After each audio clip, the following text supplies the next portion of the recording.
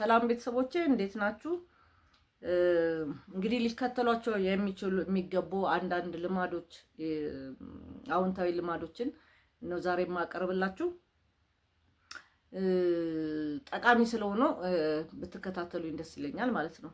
አንዳንድ ጥሩ ትውስታዎችን ለመፍጠር ገንዘብ አውጣ። እንግዲህ ገንዘብ ላለማውጣት ብለን ትውስታዎችን ጥሩ ትውስታዎችን ላለመፍጠር ስንጥር ገንዘቡ ሴቭ ያደረግነው ገንዘብ ለጤናችን ላይ ጠቅመን ይችላል። 80% እንደጠገብክ ሲሰማ ምግብ አቁም። እንደውም አንድ እጤ ያለ ጭንቅላታችን ውስጥ ልክ ስንጠግብ ጠብ ትላለች አሉ የጥጋብ ስሜት እንዲሰማን መልእክት ሲያስተላልፍ የሆነ ቦታ ላይ ቀጥ ይላል ማለት ነው።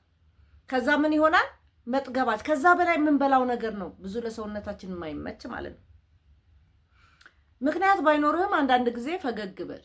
እንደዚህ አይነት ሰዎች ያው እንደኛ አይነቱ ሰዎች ብዙ ፈገግ ማለት አንችልም፣ ግን ምክንያት እንፈልጋለን። ያለ ምክንያትም ቢሆን ፈገግ ማለት ይጠበቅብናል። የአእምሮ ጤንነትን ለመጠበቅ ከፈለጉ በየቀኑ ከ6 እስከ 7 ሰዓት ለመተኛት ሞክሩ። በጣም ይሄንን ልናስበው ይገባል። ስፔሻሊ ሰዎች 8 ሰዓት መተኛት አለባቸው የአእምሮ ጤንነት ለመጠበቅ ይባላልና ይሄንን ተግባራዊ ማድረግ መቻል አለብን ማለት ነው። ትልቅም ይሁን ትንሽ ስኬቶችን ማክበር አስፈላጊ ነው።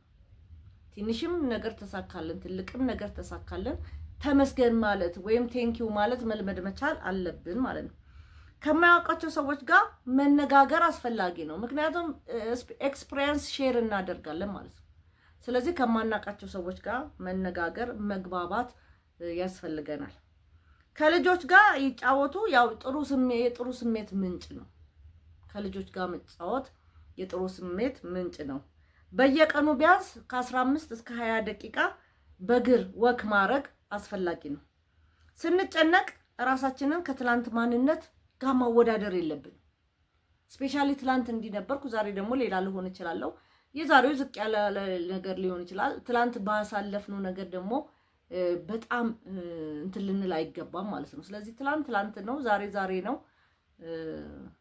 ስለዚህ ነገሮችን ተተማረፍ መቻል አለብን ማለት ነው። ልቦናችንን መከተል መቻል አለብን። ጊዜያችንን ደግሞ እንዴት መቆጣጠር እንደምንችል የጊዜ አጠቃቀም ልናቅም ይገባል ማለት ነው። ስለዚህ ቤተሰቦቼ እነዚህ ምክሮች እኔ ተጠቅሜበታለሁ፣ እናንተም እንድትጠቀሙበት ጋብዛችኋለሁ። ይህን ፕሮግራም ይሄንን ዩቲዩብ ቻናል ላይክ፣ ሼር፣ ሰብስክራይብ እንድታደርጉት ጋብዛችኋለሁ።